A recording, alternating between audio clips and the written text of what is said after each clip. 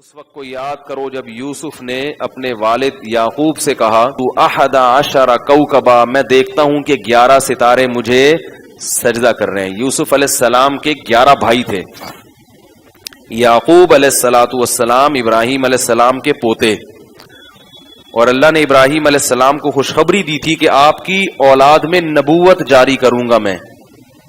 تو یعقوب علیہ السلام کی 2 بیویاں تھیں، ایک سے حضرت یوسف علیہ السلام اور بنیامین پیدا ہوئے، اور دوسرے سے باقی بھائی پیدا ہوئے۔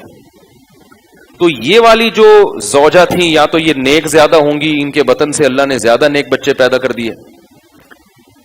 تو یہ جو ان میں یوسف علیہ السلام تھے، ان کے بارے میں حضرت یعقوب کو امیدیں تھیں کہ اس بچے میں کچھ ایسی صلاحیت کے آثار لگ رہے ہیں کہ یہ میرا والی وارث بنے گا، اور اللہ نبی کس کو بنائیں گے؟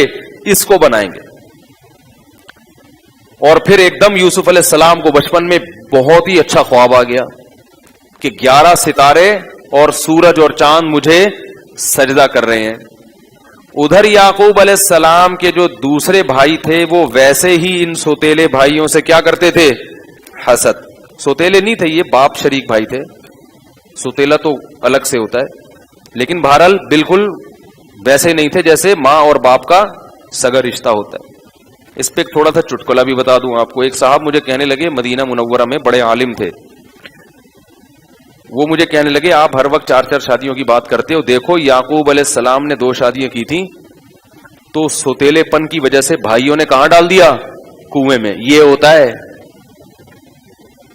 2 شادیوں کا نتیجہ، بولو بھائی، یہ ہوتا ہے۔ وہ دوسری بیوی سے تھے یوسف علیہ السلام نا، اچھے والی ایک اولاد ہوتی، نہ کوئی جیلسی، آپس میں ہنسی خوشی زندگی گزار۔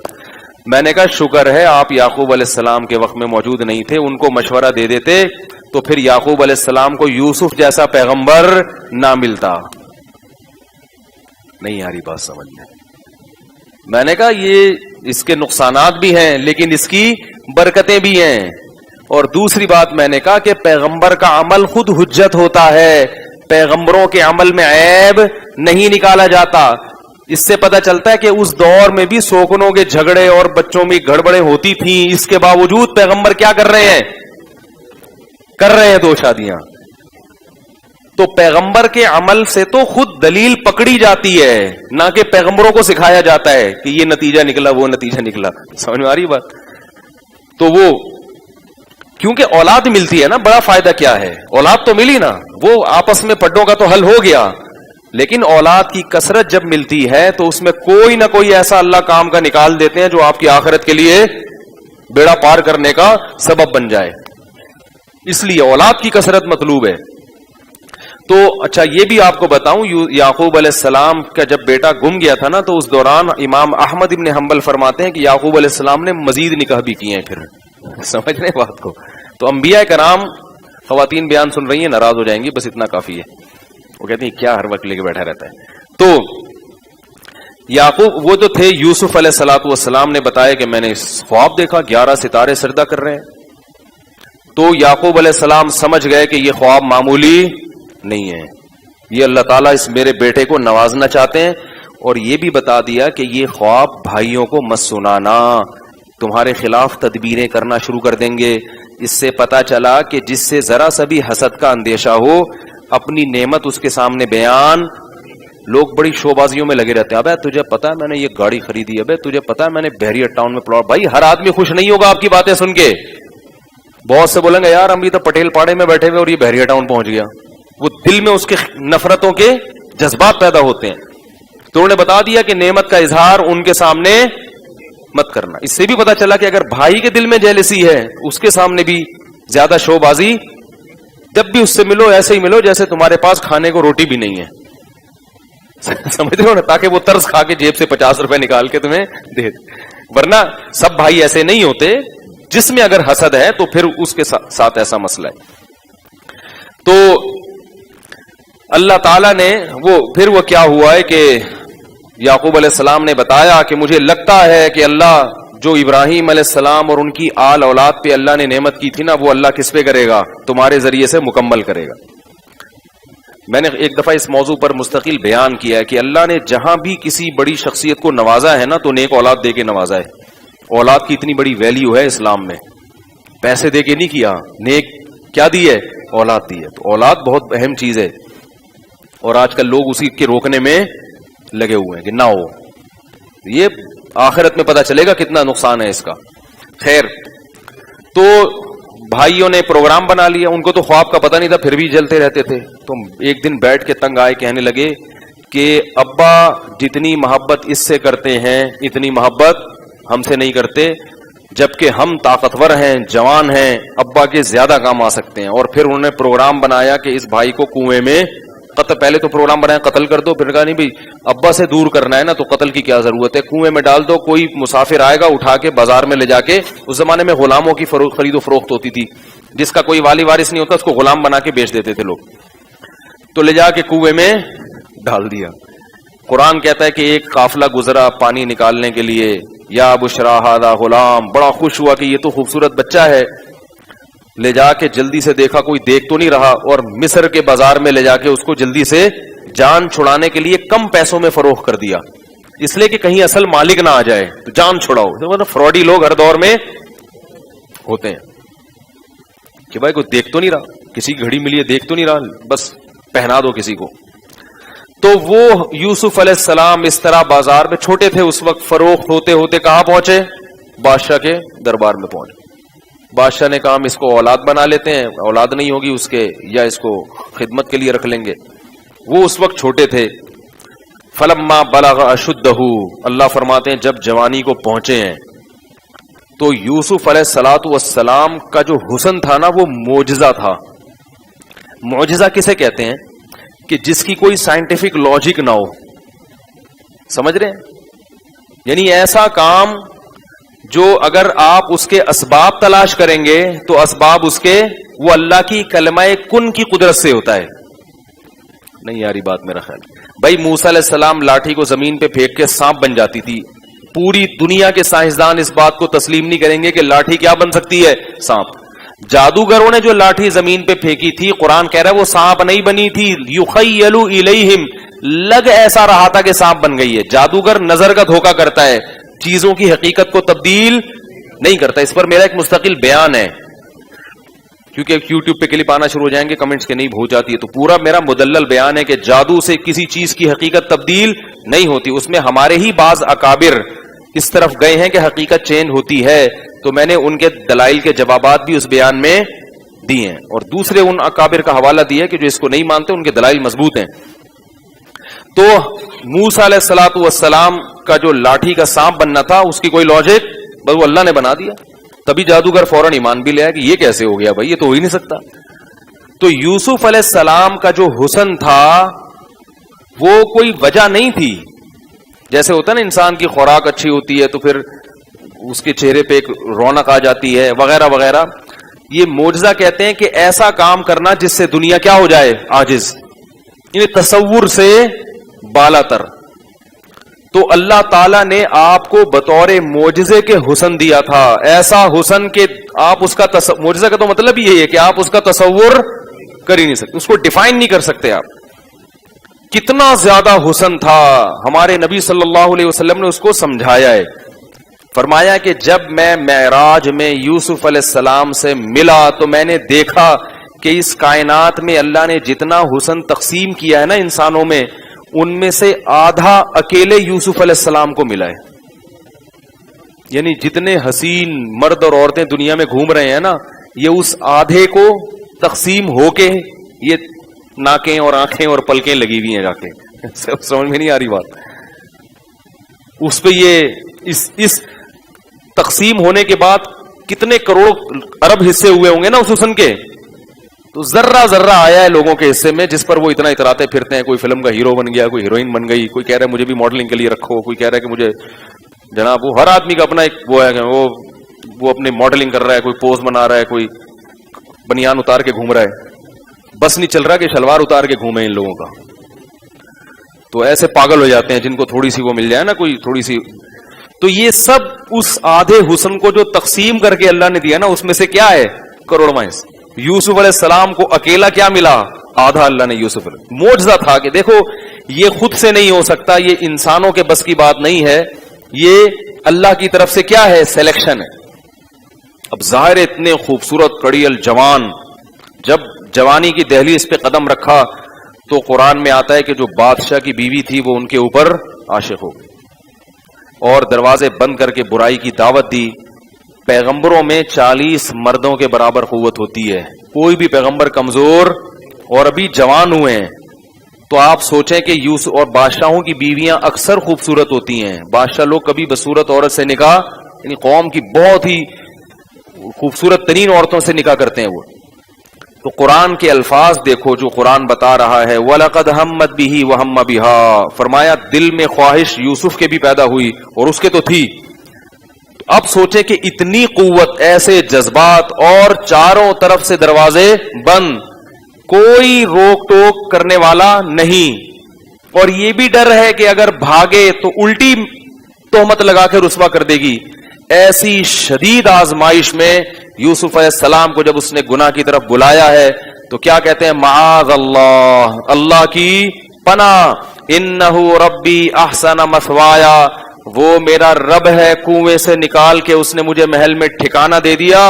انہ لا یفلح الظالمون، ایسے ظالموں کو کامیابی نہیں ملتی. کیسے جرم کر لوں میں؟ دیکھو یہ بھی تو کہہ سکتے تھے کہ ڈلوایا بھی میرے رب نے کنویں میں ہے بھائی، اور میں تو مسافر ہوں، میں نے تو بڑی ٹینشن میں زندگی گزاری. جب گناہ کرنا چاہتا ہے نا انسان، شیطان اس کو 100 راستے دکھا دیتا ہے. آج لوگ یہی سوچ سوچ کے شرابیں بھی پی رہے ہیں اور زنا بھی کر رہے ہیں کہ مجبور ہیں، ڈپریشن ہے، ایکچولی آج کل نیند نہیں آتی، ایکچولی ٹینشن اتنی ہو گئی ہیں، یہ ہو گیا ہے، شادیاں مشکل ہو گئی ہیں تو زنا کی طرف جاتے ہیں. اللہ نے اس واقعے میں بتا دیا کہ اگر کوئی گنجائش ہوتی تو سب سے پہلے کس کے لیے ہوتی؟ یوسف علیہ السلام کے لیے.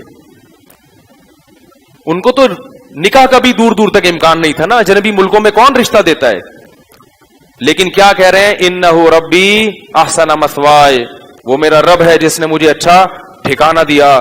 اللہ کی پناہ، اور جتنا اپنے اختیار میں تھا کہ یہاں سے میں بھاگوں وہاں سے بھاگنا شروع کر دیا. اب دروازے بند ہیں، بھاگنے کا فائدہ نہیں ہے، لیکن پھر بھی بھاگ رہے ہیں. یہ اللہ تعالیٰ تاریخی واقعہ نہیں بتا رہے، یہ بتا رہے ہیں کہ زنا معمولی جرم بولو بھائی نہیں ہے. اور یہ بھی بتا رہے ہیں کہ یوسف علیہ السلام جوان تھے، دل ہر ایک کا کرتا ہے برائی کرنے کا. بعض لوگ کہتے ہیں نا دل اتنا چاہ رہا تھا تو برائی کر لی. بھائی دل اگر چاہنا ختم ہو جائے گا تو پھر ثواب نہیں ملے گا. مرد ہے تو دل تو چاہے گا. دل کی خواہشات پہ کیا رکھنا ہے؟ اللہ کے لیے پاؤں، تبھی اللہ پھر نوازیں گے اس کو. میں اکثر بیان میں ایک بات کہتا ہوں نا کہ جس کو زنا کا موقع ملا، میں نے کئی واقعات سنا ہے، اس پر ابھی میں ریپیٹ نہیں کروں گا، جس کو زنا کا موقع ملا نا اور وہ بھاگ گیا، اس کو اللہ نے دنیا میں بھی بہت نوازا ہے، آخرت میں تو اللہ بہت ہی نوازیں گے. حدیث میں آتا ہے اب خاص لاکھوں کروڑوں لوگوں میں سے اس کو بلا کے اپنے عرش کے سائے میں جگہ دیں گے کہ یہ وہ نوجوان ہے جس کو موقع ملا تھا، کوئی روک ٹوک کرنے والا نہیں تھا، مگر میرے خوف کی وجہ سے یہ اس برائی سے رک گیا. اور اگر کر لیا یہ جرم تو زنا کی 2 سزائیں ملتی ہیں، ایک تو جہنم کی آگ، اور اگر اسلامی حکومت ہو تو چوک پہ کھڑا کر کے کوڑے. وہ والی سزا تو آج کل شارٹ ہے مارکیٹ سے، ٹھیک ہے نا، بلکہ اور عزت بڑھ جاتی ہے کہ بڑے لبرل سے آدمی ہے یہ. پہلی سزا کیا ہے؟ جہنم کی آگ. اور دوسری، دنیا میں اللہ اس کا سکون چھین لیتے ہیں، اس کو گھر بار اور بیوی بچوں کی جو فطری لذت ہے، گھر کی جو فطری لذت ہے، گھر بار آدمی کو فیملی میں بڑا مزہ آتا ہے، یہ لذت اور یہ نعمت اللہ اس سے چھین لیتے. ایک خاتون کا میرے پاس بہت فون آتا ہے، پریشان ہے، کسی باہر ملک میں رہتی ہے، میرا شوہر زنا میں لگ گیا، میں کیا کروں، یہ بہت پریشان. میں نے کہا کرنے دو، تھوڑے دن گزریں گے، جب بڈھا ہوگا نا تو خود ہی اس کو اللہ دنیا میں کیا دے دیں گے؟ عذاب. یہ ساری حسینائیں بھاگ جائیں گی، ایسا تڑپے گا نا، کیونکہ اس نے اپنی جوانی کو ان گندگیوں میں ڈال دیا تو اللہ اس کو جو ایک بچوں کے دل سے عظمت نکل جائے گی. جیسے بوڑھے باپ کا بچے احترام کرتے ہیں اور بوڑھے باپ کا جو ہے نا خیال کرتے ہیں، بیوی کے دل سے بھی عظمت ختم. تو میں نے کہا سب سزا دنیا میں مل جائے گی. تو یوسف علیہ السلام بھاگے، دروازہ وہ بادشاہ نے کہیں جا کے دروازہ کھولا ہوگا اور یہ نکلے باہر. تو بجائے اس کے کہ یوسف علیہ السلام کوئی آگے سے بات کرتے، بادشاہ کی بیوی نے کہا، ایسی گھنی بن گئی، گھنی نہیں ہوتی ایسی شریف، یہ نہیں کہا کہ بھائی دیکھیں ایکچولی ایسا نہیں تھا کہ یہ میرے ساتھ برائی کر رہے تھے، میں نہیں کر رہی تھی، بلکہ کیا کہتی ہے، ما جزاء من اراد باہلک سوءا، بادشاہ سلامت میرے شوہر نامدار بتائیں کہ اگر آپ کی بیوی کی طرف کوئی غلط دست درازی کرے تو اس کی سزا کیا ہونی چاہیے؟ اسٹائل دیکھ رہے ہیں آپ زلیخا کا، یعنی یہ ایسا گھنی بن کے پی گئی نا وہ واقعہ، بھائی پہلے الزام لگاؤ اس کے بعد بات کرو نا آگے، اس کو کہتے ہیں ڈیڑھ ہوشیاری، کہ اس طریقے سے بات کرو کہ سامنے والا 100% مجھے سچا سمجھے اور وہ اس بحث میں پڑے ہی نہیں کہ غلطی کس کی تھی، وہ اس میں سوچے کہ ان کی سزا کیا ہونی چاہیے، اس میں ڈال دو اس کو۔ ما جزاء، کہنے لگی کہ آپ کے بیوی کی طرف کوئی شخص اگر بری نیت سے دیکھے تو بتائیں اس کی سزا کیا ہونی چاہیے۔ یوسف علیہ السلام فوراً بول اٹھے، ہی راودتنی عن نفسی، یہ جھوٹ بول رہی ہے، اس نے مجھے ورغلانے کی کوشش کی ہے۔ اور بادشاہ کی بھی بے عزتی تھی اس میں کہ وہ اپنی بیوی کو برا سمجھے۔ اللہ تعالیٰ نے یوسف علیہ السلام کی برات کا اعلان ایسے کیا کہ وہ بھاگتے ہوئے اس نے کرتا پکڑنے کی کوشش کی تو وہ پیچھے سے پھٹ گیا کرتا، تو وہیں کہ کسی نے کہا کہ بھئی یہ کرتا پیچھے سے پھٹنا اس کی علامت ہے کہ شرارت کس کی ہے، تو بادشاہ کو اپنی بے عزتی کا بڑا خطرہ ہوتا ہے۔ بادشاہ لوگ اپنی بیویوں کو ایسے سزا نہیں دے سکتے، کیونکہ سزا دیں گے تو لوگ بولیں گے اچھا اس کا مطلب ہے نہ طلاق دے سکتا ہے نہ سزا دے سکتا ہے، طلاق دے گا تو لوگ بولیں گے کہ یار یہ یہی غلطی تھی، تو بادشاہ ہو گیا اس کی بیوی جناب ایسی حرکتیں کر رہی ہے، بہت بدنامی ہوتی ہے، تو سیاست سے کام لیا بادشاہ نے کہا مٹی پاؤ۔ بادشاہ نے کیا کیا، جو ہوا سو ہوا، مٹی پاؤ، بات نکلنے نہ پائے کہیں سے۔ یوسف اعرض عن ھذا، اے یوسف جان دے، اعرض عن ھذا کا مطلب کیا ہے، اور رہن دے، جان دے، مٹی پاؤ، ہو گئی غلطی ہو گئی یار، ٹھیک۔ واستغفری لذنبک، اور اپنی بیوی سے کہہ رہا تو بھی توبہ استغفار کر۔ دیکھو کتنے آرام سے بات کر رہا ہے، کوئی اور ہوتا تو رکھ کے 2-4 چماٹ لگاتے، لیکن بادشاہ ڈر کیا رہا ہے یار، 2-4 بھی چماٹ لگا دیے نا بیوی کو تو بات کیا ہو جائے گی، اور بدنامی کس کی ہے، میری ہے، کہ لوگ بولیں گے کہ تم بادشاہ کس بات کے ہو جو تمہاری بیوی جو ہے نا عاشق ہو رہی ہے دوسروں پہ۔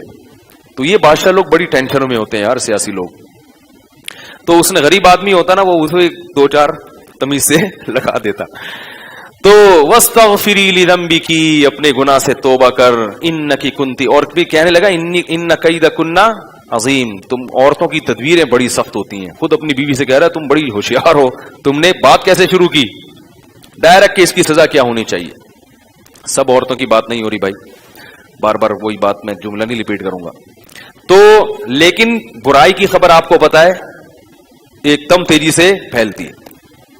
اب جو بھی اس وقت کوئی موجود تھا، ایک آدھ آدمی، تو اگرچہ بادشاہ کی طرف سے پابندی تھی کہ بھائی یہ بات پھیلے نہیں، لیکن ایسی برائی پتہ کیسے پھیلتی ہے، ایک کو بتاؤ، بولا کسی کو بتانا نہیں ہے، بس خالی تمہیں بتا رہا ہوں، وہ دوسرے کو بتاتا ہے، بول رہا بھائی کسی کو نہیں بتانا، صرف تمہیں بتا رہا ہوں، پھر وہ تیسرے کو بتاتا ہے، چوتھے کو بتاتا ہے، ہوتے ہوتے یہی ہوا۔ 2-4 دن گزرے نہیں ہے، قال نسوۃ فی المدینۃ امرأۃ العزیز، تو شاہی خاندان کی خبریں تو فوراً پھیلتی ہیں نا، مریم نواز کا کوئی بیان آ جائے، نواز شریف کا کوئی بیان آ جائے، یا جناب عمران خان کہیں جا رہے ہوں، ایک دم خبریں پھیلتی ہیں نا، شادی کر لی اس نے، طلاق دے دی، یہ ہو گیا، تو جو ایسے لوگ ہوتے ہیں ان کی خبریں ایک دم میڈیا پہ آتی ہیں۔ تو قرآن کہہ رہا ہے کہ شہر کی عورتیں سب باتیں کرنے لگیں، امرأۃ العزیز، ہائے ہائے، بادشاہ کی بیوی، تراود فتاحا نفسی، عاشق کس پر ہوئی ہے، اپنے گھر کے غلام پر، یعنی رائل فیملی سے تعلق ہے تو چلو مدین کے کسی شہزادے پر عاشق ہو جاتی۔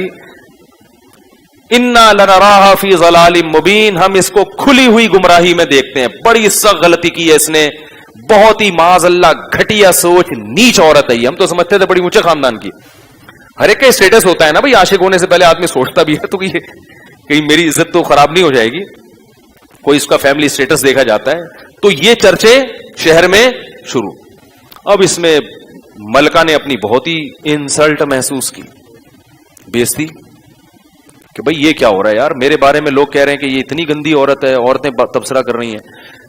تو اس نے کیا کیا، قرآن کہہ رہا ہے فلما سمعت بمکرہن، جب ان کا مکر سنا کہ میرے خلاف ایسی باتیں ہو رہی ہیں، تو اس نے ارادہ کیا کہ ان سب کو میں یوسف کی زیارت کراؤں گی، بولیں گی کہ یہ ہے اگر اس کا یہ تمہارے ساتھ رہتا تو تمہارا کیا حال ہوتا. مجبور ہوں، معذور ہوں. اور ان کو بلا کے دعوت کر کے ان کے ہاتھ میں چھریاں پکڑا دی، یہ پھل کھاٹو اور کھاؤ. اور اسی دوران یوسف علیہ السلام کو حکم دیا یہاں سے نکل کے جاؤ.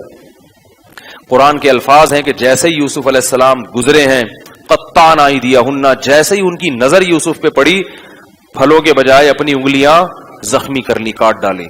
قلنا، اور کہنے لگی حاشا للہ ما ھذا بشرا، اللہ کی قسم یہ شخص انسان، ہم نے انسانوں میں ایسا خوبصورت نہ سوچا نہ کبھی دیکھا. ان ھذا الا ملک کریم، آسمان کا کوئی فرشتہ ہے جو زمین پر اتر آیا. ایسے ہی ان عورتوں نے کہا نا، ان کو پہلے یہ نہیں بتایا کہ یہ وہ ہے، ان کے کہا ایک بندہ ہے وہاں سے گزر جائے گا، ذرا اس کو دیکھو. وہ تو سمجھی پتہ نہیں کون ہے. تو فوراً بادشاہ کی بیوی نے کہا ذالکن الذی لمتننی فی، یہ ہے وہ جس کے بارے میں تم مجھے ملامت کر رہی تھی، یہ ہے وہ. اور پھر اس نے برائی کا اظہار کیا کہ وَلَقَدْ رَاوَدتُّهُ عَن نَفْسِهِ فَاسْتَعْصَمَ، یہ بچ نکلا ہے. اور اب میں بمانگے دہل اعلان کروں گی کہ اپنے عشق کا جو اس نے نا سب کے سامنے اظہار کیا عورتوں سے، کہ اب مجھے اس سے عشق کے اظہار میں کوئی عیب، کوئی بے عزتی کا خطرہ نہیں ہے. اب جب یوسف علیہ السلام نے یہ منظر دیکھا کہ وہ عورتیں بھی اس طرح برائی میں ساتھ دے رہی ہیں، تو آپ دیکھو ایک نوجوان کے لیے کتنی بڑی آزمائش ہے یہ، کتنی بڑی. اور وہ جو عورتیں بادشاہ کے دربار میں آئی ہوں گی وہ بھی اونچے خاندانوں کی ہوں گی، شاہی محل میں جن کی دعوت ہے. یوسف علیہ السلام ایسے موقع پہ اللہ سے دعا مانگتے ہیں. بادشاہ کی بیوی نے دھمکی دی وَلَئِن لَّمْ يَفْعَلْ مَا آمُرُهُ لَيُسْجَنَنَّ وَلَيَكُونًا مِّنَ الصَّاغِرِينَ، اگر میری بات اس نے نہ مانی تو میں اس کو جیل کی کوٹری میں ڈال دوں گی. دیکھو اللہ یہ واقعہ کیوں بیان کر رہے ہیں. کوئی اور ہوتا وہ کہتا اب تو میں کیا ہوں جیل میں. اس زمانے کے جیل تو بڑے سخت ہوتے تھے، ڈال کے بھول جاتے تھے، جیسے کہ یوسف علیہ السلام کو ڈال کے بادشاہ بھول گیا تھا. ایسے موقع پر کس قدر انسان برائی کی طرف مائل ہوگا. لیکن یوسف علیہ السلام نے جب جیل کی دھمکی سنی تو اللہ سے دعا مانگتے ہیں رب السجن احب الی، اے میرے اللہ مجھے جیل زیادہ محبوب ہے اس برائی سے جس برائی کی طرف یہ مجھے بلا رہے ہیں. وَإِلَّا تَصْرِفْ عَنِّي كَيْدَهُنَّ، اور اے اللہ اگر تو نے میری حفاظت نہ کی اصب الیہن، کہیں ایسا نہ ہو کہ میں اس جرم میں، یعنی زیادہ اپنے نفس پہ اعتماد بھی نہیں کر رہے، اللہ سے دعا مانگنے کہ تو بچا مجھے اس جرم سے. اللہ فرماتے ہیں فاستجاب لہ ربہ، رب نے ان کی دعا سن لی اور ان کو برائی سے بچا لیا. اب بات پھیل چکی تھی، بادشاہ کی بدنامی ہو رہی تھی، لوگ کہہ رہے تھے بار بار کہ اگر یوسف کی غلطی نہیں تھی تو یوسف کو محل میں رکھا ہوا کیوں ہے. تو بادشاہ نے اپنی رائل فیملی کی عزت کو بچانے کے لیے یوسف علیہ السلام کو جیل کی کوٹری میں بھیج دیا کہ نہیں جی، تاکہ پتہ چل جائے کہ لوگ یہ سمجھے کہ ان کی غلطی تھی. اب یوسف علیہ السلام کئی سال جیل میں رہے ہیں، کئی سال جیل. کیا حال ہوگا ان کا وہاں پہ. ادھر کنویں سے نکلے، ایک مصیبت سے نکل کے دوسری مصیبت. ایک دن کیا ہوا، دخل معہ السجن فتیان، دو نوجوان آپ کے پاس جیل کی کوٹری میں آئے اور کہنے لگے کہ خواب سنایا کہ ایک نے کہا میں بادشاہ کو شراب پلا رہا ہوں، میں نے خواب میں دیکھا انگور نہ چھوڑ رہا ہوں. دوسرے نے کہا میں نے دیکھا سر پہ ٹوکری اور پرندے اس سے وہ کھا رہے ہیں روٹی. وہ دونوں قیدی تھے. تو وہ آ کے کہنے لگے کہ اس خواب کی آپ ہمیں تعبیر بتائیں. انا نراک من المحسنین، ہم دیکھتے ہیں کہ آپ نیک آدمی ہیں. اس سے پتہ چلتا ہے کہ نیک آدمی جہاں بھی رہتا ہے وہ اپنا اثر، حالانکہ ان کو تو نہیں پتا تھا یہ پیغمبر ہے کیا. وہ کہہ رہے یار یہ نوجوان کیا لگ رہا ہے، کیا ہو گیا یار. اس سے پتہ چلتا ہے کہ جو آدمی نیک ہوتا ہے کچھ دن اس کی صحبت میں رہنے سے یقین آ جاتا ہے کہ یہ کیا ہے، نیک ہے. اور جو دو نمبر ہوتا ہے تھوڑی دیر میں پتہ چل جاتا ہے کہ یہ کیا ہے، گمار ہے. تو انا نراک من المحسنین، ہم دیکھ رہے ہیں کہ تم اس محل میں کیا لگ رہے ہو، اس جیل میں کیا لگ رہے ہو، نیک آدمی. حالانکہ وہ کافر تھے لیکن پھر بھی جانتے تھے کہ شریف کون ہوتا ہے، بدماش کون ہوتا ہے. تو یوسف علیہ السلام کو موقع مل گیا کہ یہ دو اب آئی ہیں، ان کی حاجت ہے، خواب کی تعبیر پوچھ رہے ہیں. یوسف علیہ السلام نے کہا خواب کی تعبیر بعد میں بتاؤں گا، پہلے اپنے معجزے دکھائے ان کو. اور معجزے دکھانے کے بعد ان سے کہا کہ دیکھو ہم توحید پر، ان کو توحید کی تبلیغ کرنا اور اسلام کی تبلیغ کرنا شروع. جیل میں بھی پیغمبر کی کوشش کیا ہے کہ تبلیغ کا موقع ہاتھ سے جانے نہ دیں. کہ ابھی یہ میرے محتاج ہے نا, اب جو میں کہوں گا یہ سنیں گے. ویسے ہی آپ کسی کو پکڑ کے سمجھانا شروع کر دیں, بولے گا بھائی کیوں فری ہو رہے ہیں مجھ سے, لوگ کہتے ہیں نا محتاج ہو کے آئے گا, اب آپ جو بات کرو گے یہ غور سے سنے گا. تو تقریر شروع کر دی یوسف علیہ السلام نے, ارباب متفرقون خیر ام اللہ الواحد القہار, اتنے سارے خدا جن کو تم نے معبود بنا لیا وہ بہتر ہے یہ ایک وہ جو سب پر غالب ہے. ایسی خوبصورت تبلیغ کی, یہ پورے رکوع میں ہے یہ. پھر ان کے بعد تعبیر بتائی کہ جو ننگور نچوڑ رہا تھا اس کو رہائی ملے گی اور وہ بادشاہ کو شراب پلائے گا, اور دوسرے کو پھانسی ہو جائے گی اور اس کی لاش لٹک کے سڑ جائے گی اور پرندے اس کی کھوپڑی سے گوشت نوچ نوچ کے کھائیں گے. یہ خواب کی تعبیر ہے. اللہ نے آپ کو معجزاتی طور پر خوابوں کی تعبیروں کا علم دیا تھا. اور یہ بھی کہہ دیا جس کو جو رہائی ہونے والی تھی نا, کہا کہ بادشاہ سے میرا تذکرہ کرنا کہ ایک شخص جیل میں پڑا ہوا ہے اس کو نکالنے کی کوشش کرو. اس سے پتہ چلتا ہے کہ آپ جب کسی مصیبت میں ہو تو نکلنے کے تمام اسباب اختیار کریں. یوسف علیہ السلام دیکھا اب یہ میں نے اس کی ایک خواب کی تعبیر بھی کر دی, یہ تعبیر بھی سچی نکلے گی تو اس پر میرا ایک احسان ہے, تو اس سے سفارش کرو گے جا کے بھائی کیا اگر بادشاہ کو بول تم تو ڈال کے بھول ہی گئے ہو جیل میں, کچھ تو خیال کرو. توکل یہ نہیں ہے کہ آپ جیل میں پڑے ہوئے ہیں تو اب آپ نہ کسی سے سفارش لگوا رہے ہیں نہ کسی سے فون کر رہے ہیں, بولے بھائی اللہ نے جب تک جیل میں رکھنا ہے جیل میں رکھے, نکالنا ہو تو اللہ نکال دے. کیا خیال ہے, مرنا ہوگا تو مر جائیں گے, زندہ رہنا ہوگا تو. ابھی افطار میں کیا پڑھ رہے ہیں, پوری 7 اپ پی رہے ہیں یار, وہ گردے خراب ہو گئے. بھائی جب لکھے ہوئے ہیں نا خراب ہونا, تو لکھے ہوئے جب ہوں گے تو وہ خراب ہو کے رہیں گے. جب مقدر میں مرنا ہوگا تو مر کے رہیں گے. تو ٹھیک ہے پھر مقدر میں عشاء کی نماز ایسے لوگوں کے. ابھی کچھ دن پہلے ہوا ہے کہ افطار میں اس نے پوری کولڈ ڈرنک کی پوری 1.5 لیٹر کی بوتل پی لیا, ایک آدھے گھنٹے کے بعد درد ہوا ہے اور مر گیا. یہ کسی ابھی واقعہ ہوا ہے لیٹسٹ. تو یوسف علیہ السلام وہ ٹہل گئے نا وہ کیا کیا انہوں نے, چلے گئے اس دار فانی سے ہمیشہ کے لیے. سمجھا کے تھک رہے ہیں, بیانات بھی کر رہے ہیں بھائی نہیں کرو یہ کام, روزہ ان چیزوں سے افطار مت کرو. تو یوسف علیہ السلام نے اس کو بتایا کہ جا کے بادشاہ کے سامنے میرا تذکرہ کرنا. قرآن کہتا ہے وہ کم بخت تذکرہ کرنا بھول گئے, کیونکہ جب کام ہو جاتا ہے نا انسان کا, پھر وہ یہ انسان کی فطرت ہے, کام ہو گیا تو اب کون جیل میں تو نکل گیا نا, اب مجھے کیا پڑی, بھول گیا. اور یہ اللہ کی طرف سے یوسف علیہ السلام پر مزید آزمائش تھی. فلبث فی السجن بضع سنین, مزید چند سال آپ جیل میں پڑے رہے, کوئی امید نہیں ہے نکلنے کی, جو ایک امید تھی وہ بھی ختم. لیکن اللہ کیسے ناکامی کے نقشوں میں کامیابی کے اسباب یہ اللہ بتاتے ہیں کہ نیک لوگوں کے لیے جو اللہ کے دین پہ چلتے ہیں ان کے ظاہری ناکامیوں کو مت دیکھو. والعاقبۃ للمتقین, انجام ہمیشہ انہی کا اچھا ہوگا, پریشان مت ہو, انجام ان کا اچھا ہوگا. تو بادشاہ صاحب کو ایک دن خواب آیا, اٹھے وہ کہنے لگے, اپنے درباریوں کو جمع کیا. وہ بھی کوئی عجیب سا خواب آتا ہے تو تعبیر پوچھتے تھے, یہ نہیں کہ ہر وقت فون کر کے فالتو سانس آ رہی ہیں, آج مجھے خواب میں سانپ آیا, بچھو آیا. ان خوابوں کو وہ بھی لفٹ نہیں کراتے تھے. نند آ گئی, جٹھانی نے ایسا بول دیا خواب میں, اس کی تعبیر کیا ہے, تو ان خوابوں کو وہ بھی لفٹ نہیں کراتے تھے. تو خواب آیا کہ انی ارا سبع بقرات سمان, لوگوں کو جمع کیا. بادشاہ حیران ہوا نا, اس کو یہ اندازہ ہوا کہ یہ ایسے ہی خامخواہ کا خواب نہیں ہے, کوئی اس کی تعبیر ہوگی. جب بہت عجیب سا خواب آتا ہے نا انسان کو خود احساس ہو جاتا ہے.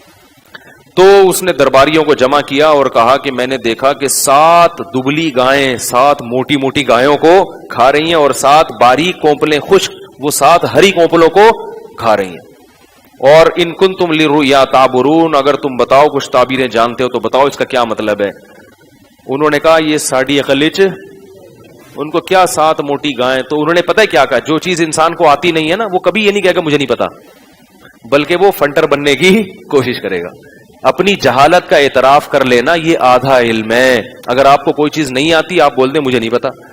لیکن یہ ہمیشہ سے دستور رہا ہے کہ جو چیز نہیں آتی تو یہ نہیں کہنا مجھے نہیں پتا.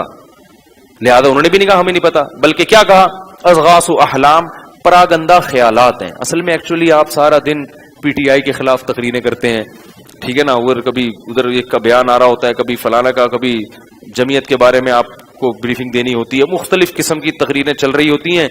تو وہ رات کو جب آپ سوئے ہیں تو وہی الٹے پلٹے گائیں, موٹی پتلی دبلی, اس طرح کی چیزیں خواب میں آ رہی ہیں. شیر کھا رہا ہوتا تو چلو کوئی بات بھی ہے, گائیں بلا گائے کو کہاں سے کھائے گی. حالانکہ گائے میں اشارہ تھا, گائے کیا کھاتی ہے, چارہ. گائے کیا کھاتی ہے؟ چارہ. تو اس میں کچھ اشارے تھے اس طرف کہ پیداوار کا مسئلہ کھڑا ہونے والا ہے. ساتھ کچھ ایسی چیزیں ہیں جو چارہ کیا کر دیں گی؟ کھا کے. کیونکہ جانور کا ہرا بھرا ہونا یہ اس کی علامت ہے کہ بارشیں برس رہی ہیں. نہیں یاری بات سمجھ مجھے نہیں، میں نے کہیں کتاب میں نہیں پڑھا، میرا ایک ذوق کہتا ہے کہ بھئی یہ شاید اس لحاظ سے یہ تعبیر بنتی ہو. جب بارشیں نہیں ہوتی نا جانور کیا ہو جاتے ہیں؟ پہلے زمانے میں کھڑا کر کے تھوڑی باندھتے تھے جانوروں کو، تو بارشیں ہوتی تھی تو چرتے تھے وہ. تو یہ اس طرف اشارے مل رہے تھے. تو انہوں نے کہا اضغاث و احلام اصل میں پراگندہ خیالات ہیں، الٹے پلٹے. اور وما نحن بتاویل الاحلام بعالمین، اور اس قسم کے جو الٹے پلٹے خواب ہیں نا ہمیں ان کی تعبیریں، ہمیں کوئی اچھا خواب ہو تو اس کی تعبیر ہم بتائیں گے آپ کو. لیکن جب یہ بات چلی ہے تو وہ بادشاہ کو جو شراب پلاتا تھا نا اس کو ایک دم یاد آ گیا، اس نالائق کو یاد آ گیا کہ یار میرے بھی خواب کی ایک بندے نے تعبیر بتائی تھی جو بالکل ویسی نکلی تھی. تو فوراً بادشاہ سے کہنے لگا مجھے بھیجو، ایک شخص ہے جو خوابوں کی تعبیر بتاتا ہے لیکن وہ جیل کے اندر ہے. بادشاہ نے کہا جا بھائی. جیسے ہی وہ آیا ہے اب کیسے تمیز سے، یوسف ایھا الصدیق، یوسف اے میرے دوست. ابھی تک تو بھول گیا تھا، اب دوبارہ مطلب پڑا ہے تو القابات بھی لگ رہے ہیں. افتینا فی 7 بقرات سمان، ذرا فتوا تو دو. افتینا کا معنی ہوتا ہے فتوا دینا، یعنی بتاؤ کہ 7 موٹی موٹی گائے ہیں، 7 پتلی گائیں موٹی گایوں کو کھا رہی ہیں، اور 7 ایسے خوشے جو ہیں وہ 7 سبز خوشوں کو کھا رہے ہیں. جلدی سے بتاؤ میں جا کے بادشاہ کو بتاؤں گا. یوسف علیہ السلام نے فوراً تعبیر بتائی. تزرعون 7 سنین دأبا، 7 سال تم اپنی فصل کو اگاؤ گے، اور اس میں سے تم نے کیا کرنا ہے؟ اسٹور کرنا ہے. کیونکہ اس کے بعد اگلے 7 سال قحط پڑے گا. یاکلن ما قدمتم لہن، اور یہ اگلے 7 سال وہ پچھلے 7 سال کا جتنی اسٹوریج تھی نا وہ سب کو کیا کر جائیں گے؟ ہڑپ کر جائیں گے. لہذا پہلے 7 سال اگر تم نے جمع کر کے نہ رکھا تو اگلے 7 سال قحط سے ہلاک ہو جاؤ گے. جمع کر کے رکھو اس کو. پھر 7 سال کے بعد قحط ختم ہوگا. ثم یاتی من بعد ذلک عام فیہ یغاث الناس وفیہ یعصرون، پھر بارشیں برسیں گی اور لوگ پھلوں کو نچوڑ نچوڑ کے ان کے رس پیئیں گے. بادشاہ نے جب یہ تعبیر سنی تو بڑا حیران ہوا، کیونکہ وہ ملک کو تباہی سے بچا لیا نا انہوں نے. بادشاہ نے کہا ایتونی بھی، اس کو لے کر آؤ. یوسف کو کیا کرو؟ لے کر آؤ. اب کئی سال جیل میں پڑے ہوئے ہیں. جیسے ہی نمائندہ آیا تو فوراً چلے جانا چاہیے تھا، لیکن فرمایا نہیں، اسألہ، بادشاہ سے پہلے جا کے کہو کہ ان عورتوں کو جمع کر کے پوچھے کہ غلطی کس کی تھی. کیونکہ اب ان کو اندازہ ہو گیا کہ بادشاہ کو میری ضرورت ہے. اب میں اپنی ضرورت سے فائدہ اٹھا کے اپنی، کوئی پیسے نہیں مانگ رہے. انبیاء کو پیسوں کا خیال نہیں ہوتا. انبیاء اپنی عزت پہ آنچ نہیں آنے دیتے، کیونکہ نبی پر کی عزت پہ آنچ آئے گی تو اس سے وہ جو دعوت کا کام کر رہے ہیں وہ کام کیا ہو جائے گا؟ متاثر. لوگ کہیں گے یہ تو ان پر تو الزام لگائے. تو فوراً کہا کہ ما بال النسوۃ اللاتی قطعن ایدیہن، جن عورتوں نے اپنے ہاتھ کاٹے تھے ذرا ان سے جا کے پوچھو. تو بادشاہ کی بیوی نے کھلے عام اعلان کیا سب کو، یعنی اصل تھا کہ سب کو اعلان کروا دینا اپنی پاک دامنی کا. تو اس نے اعلان کر دیا کہ ہیا انا راودتہ عن نفسی الان حصحص الحق، کہ حق بالکل واضح ہو چکا ہے، میری غلطی تھی اور ہم نے اس کو نیک اور صالح پایا ہے. ما علمنا علیہ من سوء، ہم نے اس نوجوان میں کوئی برائی نہیں پائی. ایک بات خوب یاد رکھو، پیغمبروں کی تو براءت کا اللہ اعلان کروا دیتے ہیں. پیغمبر کے علاوہ کوئی بھی ایسی شخصیت نہیں ہے جس پر الزام لگے تو اللہ اس کی براءت لازمی اعلان کروائیں.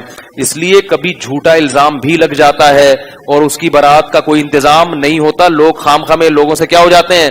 بدگمان. یہ ضروری نہیں ہے کہ جس نیک آدمی پر بھی تہمت لگے تو اللہ اس کی صفائی کا انتظام کرے، کیونکہ اصل بدلہ اللہ نے کہاں رکھا ہے؟ آخرت.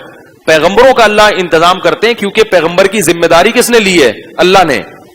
یہ میں اس لیے کہہ رہا ہوں کہ آج بعض شرارتی عورتیں بہت نیک لوگوں کو نا جالوں میں گھیر کے کیا کر دیتی ہیں؟ رسوا کر دیتی ہیں، اس کی عزت کا جنازہ نکال دیتی ہیں، ایسا اس کو گھیر دیتی ہیں اور وہ عبرت کا کیا بن جاتا ہے؟ نشان.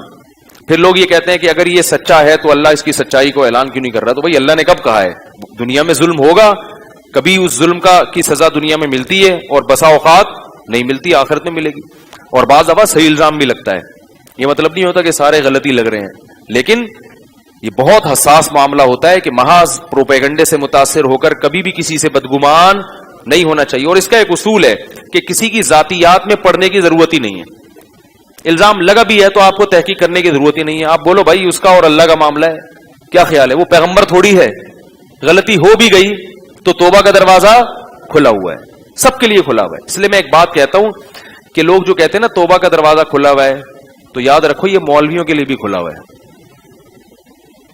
یہ جیسے عام لوگوں کے لیے کھلا ہوا ہے تو مولویوں کے لیے بھی، اگر کسی مولوی سے غلطی ہو جائے تو اس کی عزت کا جنازہ مت نکالا کرو۔ اول تو بسا اوقات پروپیگنڈا ہوتا ہے، اور اگر ہو بھی گئی تو شریعت ہمیں کیا کہتی ہے، چاہے مولوی ہو یا ڈاکٹر ہو یا انجینئر ہو یا کوئی بھی ہو، تو اس کی غلطی پہ کیا کرو؟ پردہ ڈالو، اس کو ذلیل اور بدنام کرنے کی کوشش مت کرو، کیونکہ حدیث میں آتا ہے کہ اپنی کسی شخص کی برائی کو دیکھ کے خوش مت ہو، ایسا نہ ہو اللہ اسے بچا لے اور اس جرم میں تمہیں مبتلا کر دے۔ جو لوگوں کی عزتوں کو اچھالتا ہے نا، اکثر اسی جرم میں اللہ اس کو مبتلا کروا دیتے ہیں شیطان کے ذریعے۔ تو خیر، یوسف علیہ السلام نے اعلان کروایا۔ آگے یوسف علیہ السلام چونکہ اپنی برات کا اعلان کر رہے ہیں، تو اس میں ایک تھوڑا سا نا شائبہ ہے کہ ہم بہت نیک ہیں، ہم سے تو غلطی ہو ہی نہیں سکتی۔ تو آگے کہہ رہے ہیں کہ وما ابرئ نفسی، میں اپنے نفس کو کبھی بری قرار نہیں دیتا۔ ان النفس لامارۃ بالسوء، نفس کا تو کام ہی گناہوں کی طرف لے کے جانا ہے۔ الا ما رحم ربی، ہاں جس پر میرے رب نے رحم کیا، تو میرے رب کی رحمت ہے جو مجھے اس نے بچا لیا، اگر وہ نہ بچاتا تو ہم بھی گناہ میں۔ کیونکہ بار بار جب انسان صفائی پیش کرتا ہے نا، تو اس میں یہ احساس پیدا ہوتا ہے کہ گویا ہم تو بہت ہی نیٹ کلین ہیں، تکبر پیدا ہو جاتا ہے۔ نہیں یاری بات میرا خیال ہے۔ تو دیکھو پیغمبر کے کلام میں کتنی احتیاط ہے کہ صفائی بھی بیان کر رہے ہیں اور یہ بھی کہہ رہے ہیں بھائی میں اپنے آپ کو اچھا نہیں کہہ رہا، میرا اپنا آپ تو برائی ہی کی طرف لے کے جائے گا، یہ رب کی رحمت ہے کہ اس رحمت کی وجہ سے اس رب نے مجھے بچا لیا۔ تو پھر صفائی اتنی کیوں بیان کر رہے ہیں؟ کہا اس لیے صفائی بیان کر رہا ہوں، انی لم اخنہ بالغیب، جس بادشاہ نے اپنے محل میں مجھے ٹھکانہ دیا تھا، میں نے اس کی غیر موجودگی میں اس کے ساتھ خیانت نہیں کی ہے۔ وہ بدگمان ہوگا کہ ہم نے تجھ پر احسان کر کے اپنے گھر میں رکھا اور تو نے میری ہی بیوی کے اوپر غلط نظریں ڈالنا، اس کو کہتے ہیں نمک حلال ہونا۔ آج کیا ہوتا ہے، جس تھالی میں کھاتے ہیں اسی کو ٹوپی کرا کے نکل لیتے ہیں۔ تو یہ یوسف علیہ السلام کے واقعے کا ابتدائی حصہ تھا، یہ لمبا واقعہ، باقی میں کل انشاءاللہ اس کو کچھ بیان کروں گا، وہ میں نے سوچا تھا مختصر لیکن وہ لمبا ہی ہو گیا، پھر تو وقت بہت زیادہ ہو گیا ہے، اس میں بہت سارے اسباق ہیں، پھر انشاءاللہ اس کو کل لے کے آگے چلتے ہیں۔ اللہ تعالیٰ سے دعا ہے کہ قرآن میں جہاں جہاں جو اسباق ملتے ہیں، اللہ ہمیں ان اسباق سے عبرت حاصل کرنے کی اور اس کو اپنی عملی زندگی میں اختیار کرنے کی توفیق عطا فرمائے۔ وما علینا الا البلاغ۔